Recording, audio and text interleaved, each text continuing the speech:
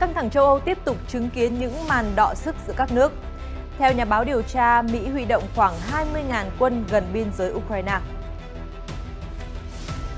Tài liệu Mỹ bị rò rỉ cho rằng xung đột ở Ukraine có thể kéo dài sau năm 2023, khiến Nga kiệt quệ.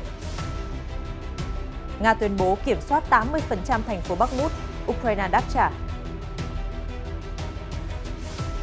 Mỹ khẳng định đáp ứng nhu cầu quân sự của Ukraine, tung biện pháp trừng phạt mới đối với Nga. Ở diễn biến khác, Quốc hội Estonia bật đèn xanh tăng chi tiêu quốc phòng trước thách thức từ Nga. Trung Quốc kêu gọi Mỹ thực hiện nghĩa vụ quốc tế làm rõ các hoạt động quân sự sinh học. Chủ tịch Tập Cận Bình thị sát hoạt động lực lượng Hải quân Bộ Tư lệnh phía Nam.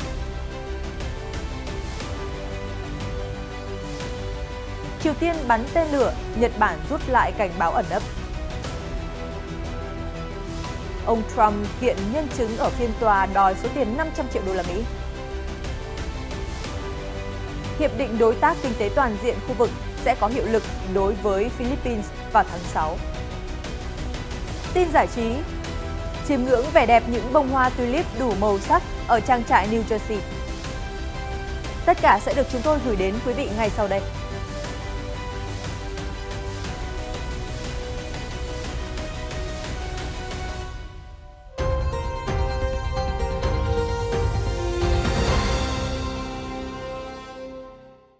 Rất vui khi được gặp lại quý vị trong chương trình Thời sự quốc tế. Những cập nhật mới nhất liên quan đến căng thẳng ở châu Âu cùng với các diễn biến xoay quanh chính trường thế giới sẽ được gửi đến quý vị trong chương trình hôm nay. Theo TASS, ngày 12 tháng 4, Mỹ đã triển khai 2 lữ đoàn với tổng cộng 20.000 quân nhân gần biên giới với Ukraine. Nhà báo Mỹ Seymour cho biết trong một bài báo hôm thứ Tư. Trong bài báo đăng trên nền tảng Substack, ông cho rằng Tổng thống Mỹ Joe Biden có thể sử dụng đội quân này trong cuộc xung đột ở Ukraine. Một lữ đoàn thuộc sư đoàn dù 82 đã được huấn luyện và tập trận cường độ cao từ căn cứ bên trong Ba Lan, cách biên giới Ukraine vài dặm. Trong khi vào cuối năm ngoái, một lữ đoàn sư đoàn dù 101 đã được triển khai ở Romania. Thực tế, nhân lực của 2 lữ đoàn có thể lên tới hơn 20.000 người, ông viết. Nếu điều tồi tệ nhất xảy đến với quân đội Ukraine, liệu 2 lữ đoàn Mỹ này có hợp lực với quân đội NATO và đối đầu với Nga ở Ukraine hay không? Đây có phải là kế hoạch hay hy vọng của Tổng thống Mỹ không? Tổng thống có thể muốn giải thích vì sao 2 lữ đoàn quân đội được trang bị đầy đủ lại đang hoạt động rất gần với vùng chiến sự như vậy, nhà báo tiếp tục nói. Nhà báo Hearst trước đó đã cáo buộc ông Biden đứng sau vụ nổ ở đường ống Nord Stream trên biển Baltic vào năm ngoái.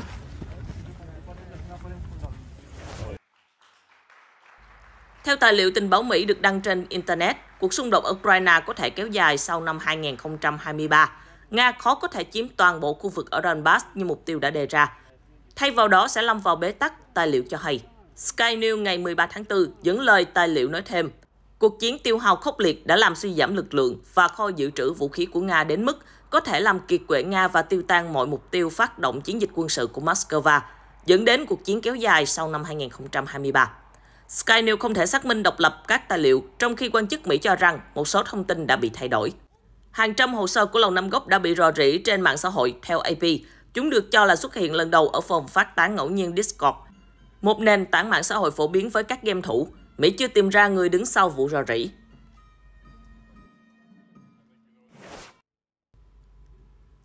Cũng theo Sky News, quân đội Ukraine đã bác bỏ tuyên bố của Nga rằng lực lượng của Moscow đã kiểm soát 80% thành phố Bakhmut. Ông trong lính đánh thuê Wagner, Evgeny Prigozhin đã đưa ra tuyên bố trong một đoạn video. Tuy nhiên, Serhiy Chirivadze, người phát ngôn của Bộ Chỉ huy Quân sự miền Đông Ukraine, hiện đã bác bỏ ý kiến này. Ông cũng cho biết các lực lượng của Kiev đang kiểm soát hơn 20% pháo đài. Bakhmut là nơi chứng kiến các cuộc giao tranh khốc liệt nhất trong xung đột mà Nga phát động. Trước đó, hãng tin Interfax trích dẫn Bộ Quốc phòng Nga cho biết lực lượng của họ đã tấn công lực lượng dự bị của quân đội Ukraine khi đang cố gắng tiến vào thành phố. Moscow cũng tuyên bố các chiến binh Wagner đã chiếm thêm được 3 khu nhà trong nỗ lực giành quyền kiểm soát.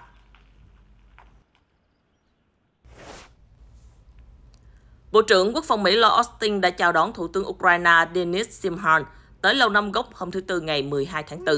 Chuyến thăm diễn ra khi các cơ quan an ninh quốc gia Mỹ đang điều tra vụ rò rỉ tài liệu mật, được cho là tiết lộ về khả năng quân sự của một số đối thủ và đồng minh của Washington, bao gồm cả Ukraine. Trong tuyên bố trước cuộc gặp, ông Austin đảm bảo với nhà lãnh đạo Ukraine rằng Hoa Kỳ sẽ hỗ trợ quân cho Kiev trong cuộc xung đột cho đến khi nào còn cần thiết. Tôi nghĩ rằng Mỹ sẽ đáp ứng nhu cầu quân sự của Ukraine trong suốt mùa xuân và hơn thế nữa. Bộ trưởng Mỹ khẳng định. Cũng trong ngày 12 tháng 4, Mỹ đã áp đặt các biện pháp trừng phạt bổ sung đối với hàng chục cá nhân và tổ chức trong một loạt biện pháp đáp trả chiến dịch quân sự của Moscow. Trong đó có công ty đặt trụ sở tại Trung Quốc và các tổ chức liên quan đến công ty năng lượng hạt nhân nhà nước Rosatom của Nga. Ngoài ra, theo Reuters, Mỹ ngày 12 tháng 4 đã áp các biện pháp hạn chế đối với 3 quan chức hàng đầu của Ngân hàng Đầu tư Quốc tế EIB do Nga kiểm soát tại Hungary. Washington cho rằng Budapest đã phớt lờ những lo ngại của Mỹ về nền tảng không rõ ràng của Điện Kremlin. Đại sứ Mỹ tại Hungary David Bresman cho biết, chính phủ Mỹ lo ngại khi các nhà lãnh đạo Hungary nhiệt tình mở rộng quan hệ bất chấp hành động gây hấn tàn bạo của Nga đối với Ukraine. 3 cái tên được thêm vào danh sách trừng phạt của Mỹ là công dân Nga Nikolai Kosov, cựu chủ tịch của ngân hàng, và George Potapov, cũng như Arm Lokchevsky, quốc tịch Hungary, 2 quan chức cấp cao trong ban quản lý của EIB. Sau khi Nga phát động chiến dịch quân sự, Bulgaria, Cộng hòa Séc, Romania và Slovakia đã ngừng tham gia EIB. Tuy nhiên, chính phủ Hungary không có biện pháp nào chống lại ngân hàng này. Hungary là một thành viên của NATO và Liên minh châu Âu, đã thúc đẩy mối quan hệ tốt đẹp với Moscow kể từ năm 2010 dưới thời Thủ tướng Orbán. Ông lên án xung đột nhưng tránh chỉ trích cá nhân Tổng thống Putin. Lập trường của ông vấp phải sự chỉ trích của Mỹ và các đồng minh châu Âu.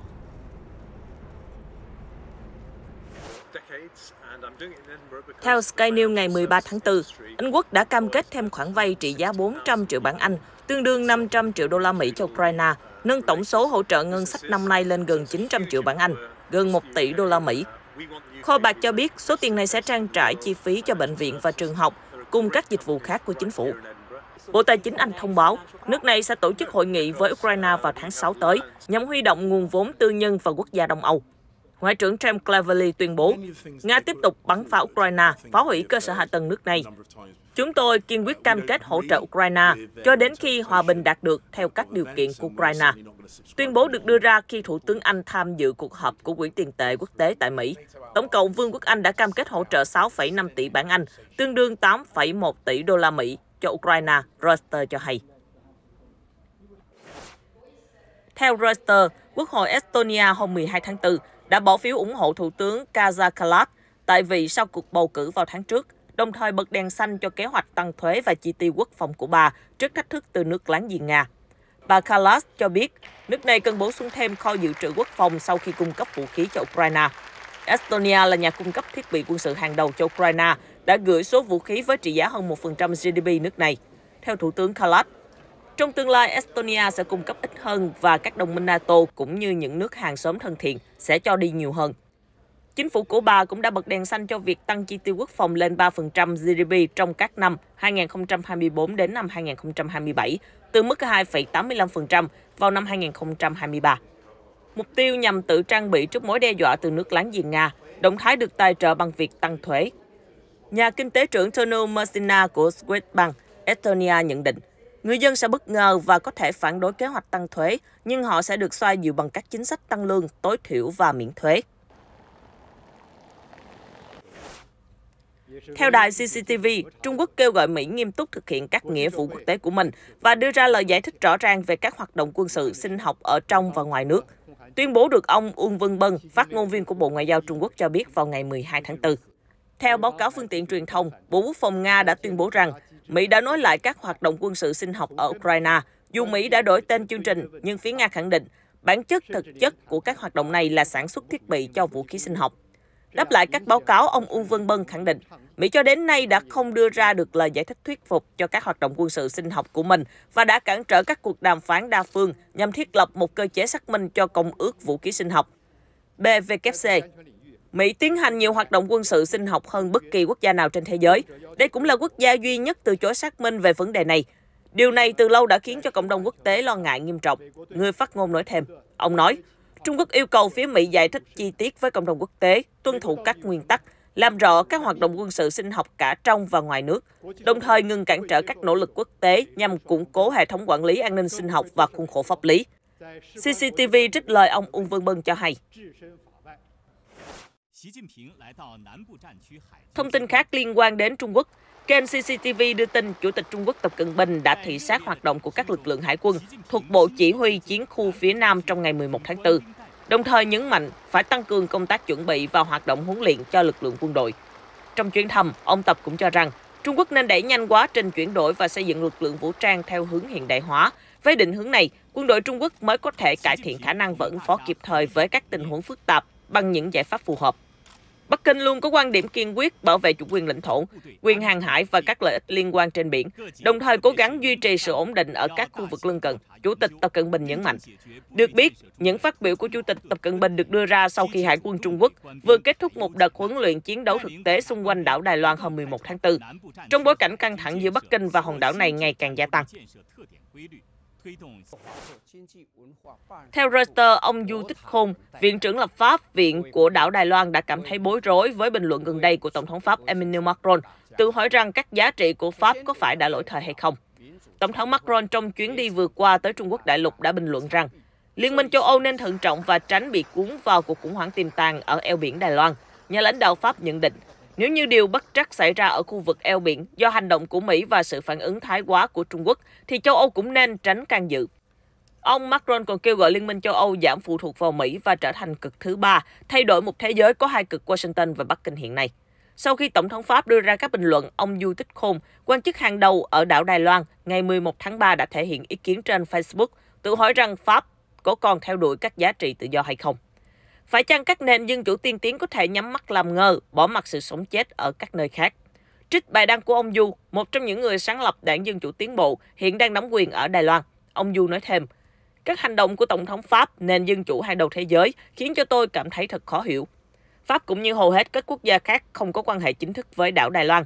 Dù vậy, Paris có văn phòng đại diện ở Đài Bắc và cũng đã cùng Mỹ và nhiều nước đồng minh nhấn mạnh tầm quan trọng của hòa bình ổn định ở hai bờ eo biển Đài Loan. Trung Quốc xem Đài Loan là một phần lãnh thổ chờ sáp nhập bằng biện pháp hòa bình, nhưng cũng không loại trừ khả năng dùng vũ lực nếu cần thiết. Bắc Kinh xem vấn đề Đài Loan là nhạy cảm nhất trong quan hệ giữa Trung Mỹ và yêu cầu các nước không can thiệp vào công việc nội bộ của Trung Quốc. Thông tin đáng chú ý khác tại khu vực châu Á, Hàn Quốc và Nhật Bản cho biết Triều Tiên đã bắn một tên lửa đạn đạo tầm trung hoặc xa hơn trong ngày 13 tháng 4, đồng thời cảnh báo người dân ở đảo Hokkaido, phía bắc Nhật Bản nên tìm nơi trú ẩn.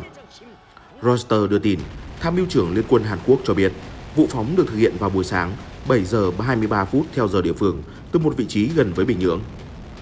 Lực lượng bảo vệ bờ biển Nhật Bản báo cáo quả đạn đã rơi xuống vùng biển phía đông Triều Tiên và các nhà chức trách rút lại cảnh báo trú ẩn vì hệ thống khẩn cấp đã dự đoán sai lầm khi cho rằng tên lửa sẽ rơi gần đảo Hokkaido. Mặc dù vậy, Thủ tướng Fumio Kishida cho biết chính phủ Nhật Bản sẽ tổ chức một cuộc họp với Hội đồng An ninh Quốc gia về vụ phóng tên lửa. Theo Bộ trưởng Quốc phòng Nhật Bản Yasukazu Hamada, tên lửa dường như đã được bắn về phía đông ở một góc cao nhưng không rơi vào lãnh thổ Nhật Bản. Bộ trưởng Hamada cũng không xác nhận liệu tên lửa có bay qua vùng đặc quyền kinh tế của Nhật Bản hay không. Hiện tại, Bộ Quốc phòng Nhật Bản đang phân tích vụ phóng để biết thêm chi tiết.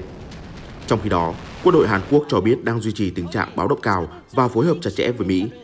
Được biết, vụ phóng lần này chỉ diễn ra vài ngày sau khi nhà lãnh đạo Triều Tiên Kim Jong-un kêu gọi tăng cường khả năng răn đe bằng các hành động thực tế và mang tính tấn công nhiều hơn để bảo vệ Bình Nhưỡng trước các động thái gây hấn của Hoa Kỳ. Trước đó, Triều Tiên đã đẩy mạnh các vụ thử vũ khí trong những tháng gần đây, đồng thời nhiều lần chỉ trích các cuộc tập trận chung giữa Mỹ và Hàn Quốc đang làm căng thẳng leo thang ở khu vực.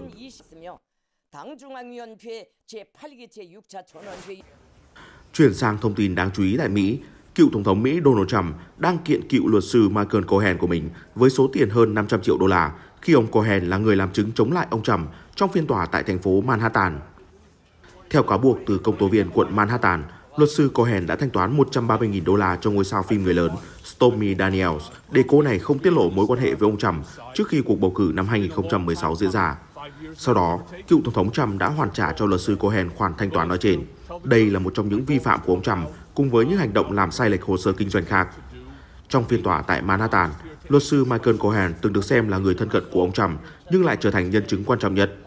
Sau khi phiên tòa tại Manhattan kết thúc, Ông Trump cáo buộc luật sư Cohen vi phạm mối quan hệ giữa luật sư với khách hàng bằng cách tiết lộ những thông tin bí mật và lan truyền thông tin sai sự thật trong sách qua chương trình podcast và các phương tiện thông tin đại chúng. Văn bản kiện luật sư Cohen cho rằng luật sư này đã sai khi gọi ông Trump là người phân biệt chủng tộc trong cuốn sách phát hành năm 2020. Ngoài ra, luật sư Cohen cũng không trung thành và bịa đặt nội dung các cuộc trò chuyện với ông Trump. Thời điểm công bố các thông tin về ông Trump, ngay trước khi tổ chức cuộc bầu cử tổng thống vào ngày 3 tháng 11 năm 2020, cho thấy bị đơn tiết lộ những điều bí mật của nguyên đơn với ý định gây ra tai tiếng nhiều nhất và tạo ra hệ quả lớn nhất. Văn bản vụ kiện cho biết thêm. Sau đó, cựu Tổng thống Trump đã thua trong cuộc bầu cử và để mất vị trí Tổng thống vào tay Đảng Dân Chủ của Tổng thống Joe Biden. Được biết, luật sư Cohen từng là giám đốc điều hành hàng đầu tại công ty bất động sản của ông Trump và sau đó làm luật sư riêng cho vị cựu Tổng thống khi ông nhậm chức vào năm 2017. Vào năm 2018, ông Cohen đã nhận tội vi phạm luật bầu cử liên bang thông qua khoản thanh toán $130.000 cho Stormy Daniels. Ông ta bị kết án 3 năm tù vì tội danh này và các cáo buộc khác, bao gồm gian lận thuế cá nhân và nói dối trước Quốc hội về thời điểm công ty ông Trump ngừng thực hiện một dự án xây dựng ở Nga. Khi còn làm luật sư riêng, ông Cohen từng tuyên bố sẽ làm bất cứ điều gì để bảo vệ ông Trump. Tuy nhiên, lập trường của luật sư Cohen đã thay đổi đáng kể vào năm 2019 khi ông Cohen bắt đầu ra làm chứng trước một ủy ban của Quốc hội Mỹ. Ngoại trưởng Mỹ Antony Blinken ngày 11 tháng 4 cho rằng việc Nga giam giữ phóng viên Evan Gershkovich của Wall Street Journal và không cho anh ta quyền tiếp cận lãnh sự đã gửi đi một thông điệp rằng mọi người trên khắp thế giới nên cẩn thận khi đặt chân đến Nga. Ngoại trưởng Blinken ngày 10 tháng 4 đã chính thức chỉ định vụ việc nhà báo Gershkovich là sự giam giữ sai của Nga. Ông Blinken cũng nói, các quan chức lãnh sự Mỹ đã không được tiếp cận với nhà báo kể từ khi anh bị giam giữ vào hôm 19 tháng 3. Và việc này vi phạm nghĩa vụ theo thỏa thuận lãnh sự mà Moscow đã ký với Washington. Khi được hỏi về vụ việc tại một cuộc họp báo, Ngoại trưởng Blinken cho rằng hành động của Moscow sẽ gây thêm hại cho vị thế của Nga trên thế giới. Tôi nghĩ rằng nó gửi một thông điệp rất mạnh mẽ đến mọi người trên khắp thế giới rằng hãy cẩn thận khi đặt chân đến Nga vì lo ngại bản thân sẽ bị giam giữ một cách tùy tiện, trích lời ông Blinken. Đại sứ Nga tại Washington chưa phản hồi đề nghị bình luận của Reuters về các nhận xét của Ngoại trưởng Blinken. Trước đó, Cơ quan an ninh FSB của Nga ngày 30 tháng 3 cho biết họ đã bắt giữ nhà báo Gershkovich với cáo buộc người này cố gắng thu thập thông tin bí mật quốc gia của Nga liên quan một công ty quốc phòng. Phát ngôn viên Điện Kremlin Dmitry Peskov ngày 11 tháng 4 nói rằng phóng viên Evan Gershkovich của tờ Wall Street Journal đã vi phạm luật pháp của Nga và bị bắt quả tang.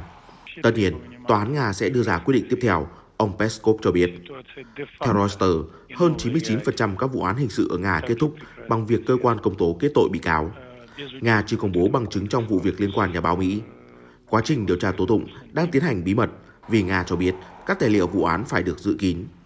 Tuần tới, một tòa án sẽ xem xét đơn kháng cáo từ nhóm pháp lý của phóng viên Gershkovich về lệnh giam giữ. Nhà báo Mỹ hiện bị giam tại nhà tù Lefortovo ở thủ đô Moscow cho đến khi tham gia phiên tòa ngày 29 tháng 5.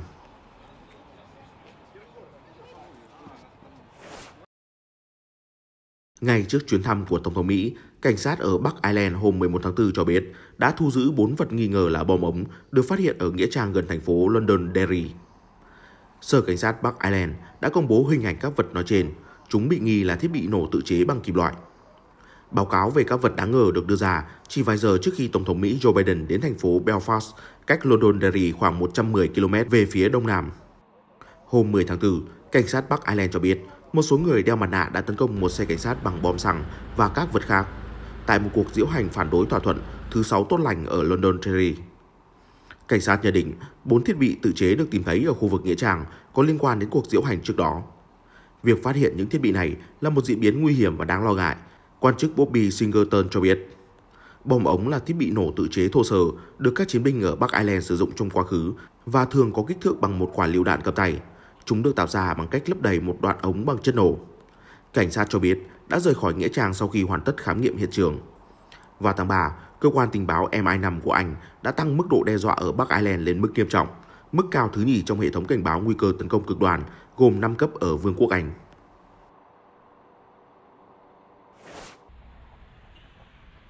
Bộ Thương mại Trung Quốc ngày 12 tháng 4 thông báo Hiệp định Đối tác Kinh tế Toàn diện khu vực RCEP sẽ có hiệu lực đối với Philippines vào ngày 2 tháng 6 năm nay. Điều này đồng nghĩa hiệp định sẽ có hiệu lực đầy đủ đối với tất cả 15 quốc gia ký kết. Philippines đã gửi văn bản phê chuẩn hiệp định RCEP cho Tổng thư ký ASEAN vào ngày 3 tháng 4.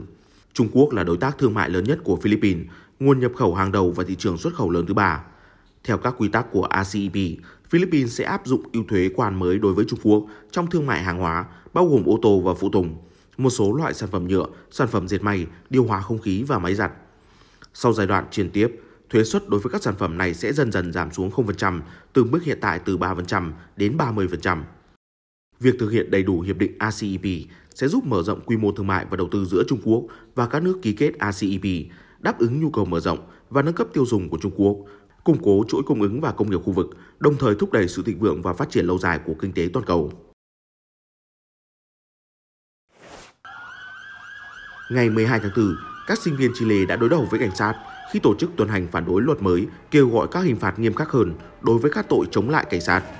Tại Santiago, dòng người biểu tình đã ném đồ vật vào cảnh sát chống bạo động khi đối mặt với nhiều voi rồng. Họ lên án luật Nain Rentaman, luật mới nhằm tăng hình phạt đối với tội chống lại cảnh sát, đồng thời trao cho lực lượng này nhiều quyền hạn hơn. Luật mới được công bố trong tuần qua trên công báo Chile và vấp phải làn sóng chỉ trích của các nhóm nhân quyền. Tổ chức Ân xá Quốc tế cho biết, luật có thể làm gia tăng tình trạng lạm dụng của cảnh sát và là một bước lùi lớn đối với việc thúc đẩy cải cách lực lượng cảnh sát. Lực lượng này đã hứng chịu nhiều cáo buộc vi phạm nhân quyền khi thực hiện các biện pháp mạnh tay đối với người biểu tình, chống lại bất bình đẳng hồi năm 2019. Tổng thống Mexico López Obrador vừa tiết lộ nguyên nhân khiến 40 người di cư thiệt mạng khi xảy ra cháy lớn ở trung tâm giam giữ của Mexico. Theo thông báo mới của nhà điều tra, người giữ chìa khóa phòng giam của 40 nạn nhân đã vắng mặt trong lúc hỏa hoạn, khiến họ không thể nào thoát ra. Chính quyền Mexico cho biết, ngọn lửa bùng phát ngày 27 tháng 3 sau khi một vài người di cư đốt nệm để phản đối việc họ bị trục xuất. Theo Reuters, trong quá trình điều tra, giới chức đã đưa ra nhiều chi tiết khác nhau về thảm kịch kinh hoàng bậc nhất đối với những người di cư ở Mexico. Mới đây, Tổng thống López Obrador cho biết, cửa phòng giam đã bị khóa trong vụ cháy và người giữ chìa khóa không có mặt ở đó. Ông không nêu chi tiết vị trí công việc hoặc danh tính của người giữ chìa khóa này, nhưng bày tỏ hy vọng cuộc điều tra của Mexico sẽ sớm hoàn thành và xác định rõ những ai chịu trách nhiệm. Đến nay, 5 người đã bị bắt giữ để phục vụ điều tra, bao gồm nhân viên an ninh tư nhân và đặc vụ từ Viện Di cư Quốc gia Mexico. Một lệnh bắt giữ khác vẫn đang chờ xử lý. Xe tang chở thi thể các nạn nhân từ Guatemala và Honduras đã được đưa đến sân bay Ciudad Juárez để hồi hương vào hôm 11 tháng 4.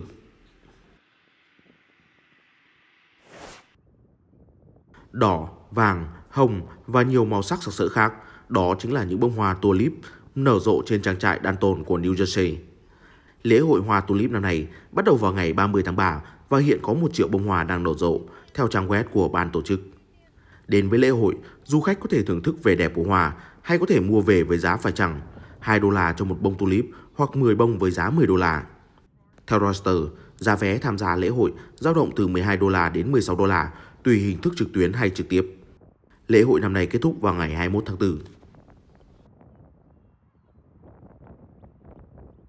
Thông tin vừa rồi cũng đã kết thúc chương trình Thời sự quốc tế của chúng tôi. Xin chân thành cảm ơn quý vị quan tâm theo dõi. Xin kính chào và hẹn gặp lại.